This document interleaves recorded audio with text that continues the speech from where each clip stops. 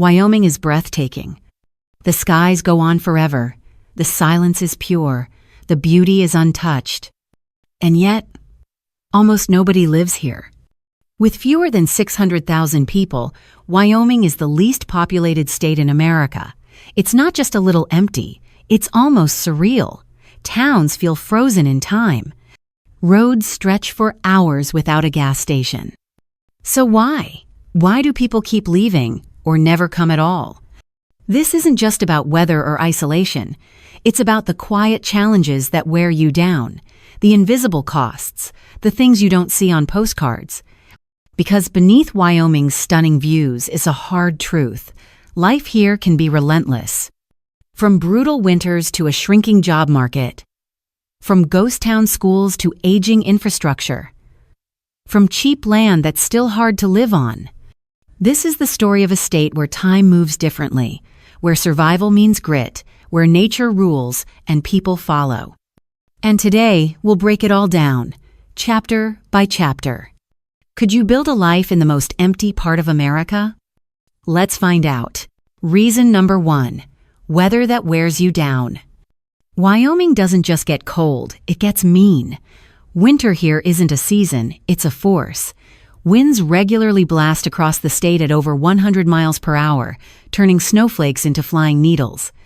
Entire highways shut down not from the snow itself, but from the wind-driven whiteouts that erase the horizon and make driving feel like crossing into another dimension. And it's not just the wind. The temperatures plunge well below zero and stay there. This isn't grab-a-scarf weather.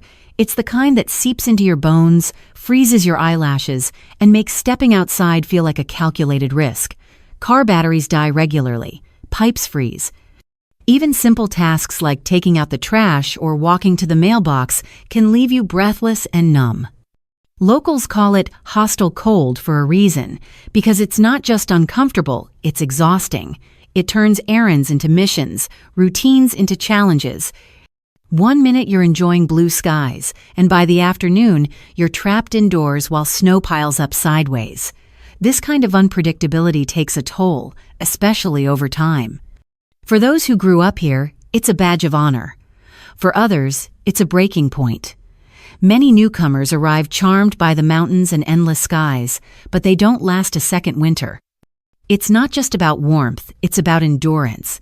Heating bills can hit $500 a month. Wind chill can make it feel like -40. And even when the snow melts, it's never really over. The next storm is always just around the corner. In Wyoming, nature is in control. The weather doesn't care about your plans. And if you're not built for it, physically, mentally, and financially, the cold will push you out before the spring ever arrives. Reason number 2, isolation isn't just a vibe, it's a reality.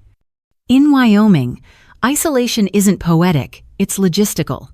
With fewer than 600,000 people spread across nearly 100,000 square miles, the state has the lowest population density in the continental U.S. That means it's not unusual to drive for hours without passing another car, town, or even a gas station. For some, that's peaceful. For others, it's deeply unsettling. Many Wyoming towns have fewer than 1,000 residents. Some are little more than a post office, a church, and a diner that closes at 2 p.m. If you need something more, a specialist doctor, a mechanic, a hardware store, get ready for a long drive. In emergencies, those drives can become dangerous. There are parts of the state where it can take hours for an ambulance to arrive, assuming the roads are even open. Social isolation is another issue that doesn't get talked about enough. With so few people and so much distance between them, building a community can be tough. For older residents, especially those living alone, loneliness can become a serious health risk. There are counties in Wyoming where the median age is over 50, and the younger generation is leaving for opportunities elsewhere. Add harsh winters and unreliable internet, and the isolation feels even heavier. Telehealth doesn't work if your connection drops. Zoom calls won't keep you warm when you're snowed in for 3 days with no visitors. Some towns go weeks without holding a single public event. That may sound peaceful, but it can be profoundly alienating, especially as you age. In a world that's more connected than ever, Wyoming remains a place where distance still defines daily life. Here, isolation isn't just something you feel, it's something you have to plan around. And for many, that's just too much to manage long term. Reason number 3. No jobs, no growth. Wyoming may be rich in natural resources, but when it comes to economic diversity, it's running on empty. The state has one of the smallest economies in the country, contributing less than 0.2% to the national GDP. For decades, its financial engine has been powered by a narrow band of extractive industries like coal, oil, and natural gas. When prices soar, jobs flow. When they crash, entire communities are left scrambling. This boom and bust cycle creates instability. Towns that once thrived on mining contracts suddenly face mass layoffs. Families leave, schools close, businesses shutter. And there's often little to replace them. Outside of the energy sector, Wyoming offers few opportunities in tech, finance, education, or healthcare. Remote work? That's difficult when reliable internet still doesn't reach large swaths of the state. White-collar jobs are rare, and professional growth is limited. In fact, many of Wyoming's highest-paying roles are tied to government or federal agencies managing the land. For most residents, wages are modest and prospects are static. That's why so many young people leave after high school. College-bound teens often head to Colorado, Utah, or even the coasts and don't return. Why would they? There are few career ladders here, and even fewer places to climb them. Some towns have no major employers at all beyond the local school or sheriff's department. The result is a brain drain that drains more than just talent. It weakens communities, limits innovation, and makes it even harder to attract new industries. You can't build a modern economy on coal and cattle alone, not in 2025. And unless Wyoming makes a dramatic pivot, the economic story here might keep shrinking with every census count. Reason number 4. Cheap land, but not cheap living. Wyoming is often seen as a land of wide-open spaces and affordable property. And it's true, you can still buy acres of land here for less than a condo in a major city. But while the land is cheap, actually living on it is another story entirely. The cost of daily life in Wyoming can be surprisingly high. Groceries, fuel, utilities, and basic services often cost more than the national average. Why? Simple. Distance. With so few distribution hubs and long stretches between towns, it's expensive to get goods where they need to go. A gallon of milk or a loaf of bread can cost significantly more in rural Wyoming than in urban centers. Same with gas. In many areas, there's only one station for miles, and it charges what it wants.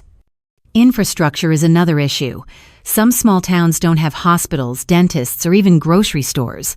Residents might have to drive hours just for a doctor's appointment or car repair. And while housing may be affordable on paper, limited rentals and aging homes with high maintenance costs can offset that benefit quickly. Want high-speed internet? Good luck. Many areas still suffer from slow or unreliable connections, making remote work or even streaming a movie a challenge. So yes, you can own a piece of Wyoming for cheap, but keeping the lights on, staying fed, and accessing basic services, that's where the real cost kicks in. It's affordable until it isn't. Reason number 5. Schools struggling to stay open. In much of rural Wyoming, schools aren't just small, they're hanging on by a thread. Some counties have schools where entire grade levels fit into a single classroom. It's not uncommon to see 5 or 6 students spanning multiple grades, all taught by the same teacher. And that's if they can find a teacher at all. Wyoming, like many rural states, is facing a growing teacher shortage. Low pay, extreme weather, and remote locations make it hard to attract and keep qualified educators. Some districts are forced to combine classes or stretch staff thin across multiple roles. One person might teach science, coach basketball, and drive the school bus. It's not ideal for teachers or students. Then there's the issue of distance. In sparsely populated counties, the nearest school might be 30, 50, or even 70 miles away. Some students spend hours a day on long, icy bus rides. In extremely remote areas, kids don't commute at all. They board at school during the week and return home only on weekends.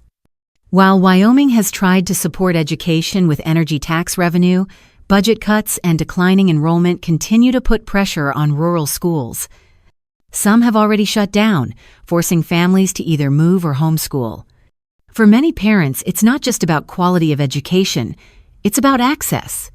In Wyoming, where neighbors are miles apart, the simple act of getting a child to school can feel like a full-time job. Reason number 6. The land is rugged, and so is life. Wyoming's landscape is breathtaking, endless plains, towering mountains, wide open skies. But that same rugged beauty can turn harsh and unforgiving fast. This isn't a place where nature gently coexists with people. It dominates. Wildlife encounters aren't rare. They're part of life. Ranchers and hikers alike know to watch for grizzly bears, wolves, mountain lions, and rattlesnakes. You don't go out unprepared. Even in your backyard, keeping livestock or pets safe is a daily concern. The economy here still leans heavily on the land. Ranching, farming, and outdoor labor shape daily routines, and they're not easy jobs. Long hours, bitter cold, blazing heat, and physical strain take a toll. You don't just need grit to survive here, you need endurance. And then come the disasters. In recent years, Wyoming has seen worsening droughts that dry up pastures and strain local water supplies. Wildfires sweep across prairies and forests, threatening homes and entire towns. Flash floods can hit with little warning, especially in mountain regions. These aren't once-in-a-decade events anymore, they're annual threats. Living in Wyoming means adapting to a rhythm most Americans don't know anymore. It's slower in some ways, harsher in others. People here are proud, and for good reason. But that pride is forged through hard winters, long drives, physical work, and a constant awareness that nature is always in charge. It's not for the faint of heart, but for those who stay, the struggle is part of the reward. Reason number 7. The cities are small, and that's it. Even Wyoming's biggest cities feel more like large towns than true urban centers. Cheyenne, the capital, has around 65,000 people. Casper, just over 50,000. And after that, the population drops fast. For many residents, this is part of the charm: no traffic, no crowds, no sprawl. But for others, it's a reminder of what's missing. There's a real lack of diversity in both people and experiences. You won't find international neighborhoods, major museums, or endless dining options here. If you're used to the buzz of concerts, festivals, and spontaneous late-night plans, you might feel the silence here loud and clear. There are theaters, yes, a few breweries, community events, but they come in bursts, not a constant stream. Shopping is also limited. Don't expect luxury malls or high-end retail strips. Some residents drive hours to neighboring states just to find more options. And in some towns, Amazon deliveries take days longer than elsewhere, if they show up at all. Medical care is another concern. While Cheyenne and CA's per H have decent regional hospitals, access to specialists or cutting-edge care often requires travel to Colorado or Utah. Living in Wyoming means giving up certain conveniences, especially if you're used to a city lifestyle. It's not just that the towns are small, it's that they're isolated, with limited growth, and few signs that change is coming anytime soon. For those who crave peace, it's ideal. But for those who want stimulation, variety, or opportunity, it might feel like a dead end. Reason number 8. A culture that resists change. Wyoming takes pride in its rugged identity, fiercely independent, self-reliant, and deeply tied to the land.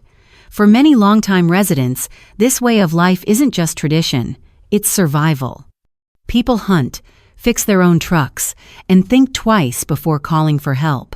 There's a deep respect for privacy, hard work, and staying out of other people's business. But that same mindset can make it tough for newcomers to feel welcome. Moving in from a big city? Expect to earn your place.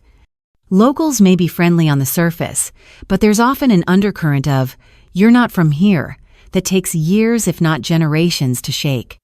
There's also growing tension between old Wyoming and the influx of out-of-state money. Wealthy outsiders are buying up ranches, building second homes, and transforming once quiet towns into tourist hubs. While this brings economic activity, it also drives up housing prices, changes local culture, and leaves many residents feeling displaced in their own backyard. Even politics reflect this cultural tug-of-war. Wyoming remains one of the most conservative states in the nation, and shifts in demographics or attitudes are often met with resistance. Change happens here, but slowly, and not always willingly. For some, this stubbornness is comforting. It means Wyoming stays Wyoming. But for others, it can feel like running into a brick wall over and over again. In a fast-changing world, Wyoming holds its ground, and not everyone fits into that mold. Wyoming isn't empty by accident. It's empty by design, shaped by nature, history, and a culture that never asked for more people in the first place. This state offers peace, grit, and untamed freedom, but only to those willing to trade comfort for challenge. You'll get sweeping skies and stunning silence. But also 80 miles per hour winds, 5-hour drives to the grocery store, and winters that show no mercy. For some, that's paradise. For most, it's just too much. The truth is, Wyoming resists what the rest of the country chases: convenience, crowds, and constant change. It's a state that doesn't beg you to stay, it dares you to try. And maybe that's why it still feels untouched, underpopulated, wild. So, the next time you see it on a map, that big empty square between Colorado and Montana, remember, it's not forgotten, it's just not for everyone. Would you ever live in Wyoming, or do you already? Drop a comment below and share your take on life in the least populated state in America. And if you like this deep dive, subscribe for more stories from the places most people skip. We'll see you in the next one.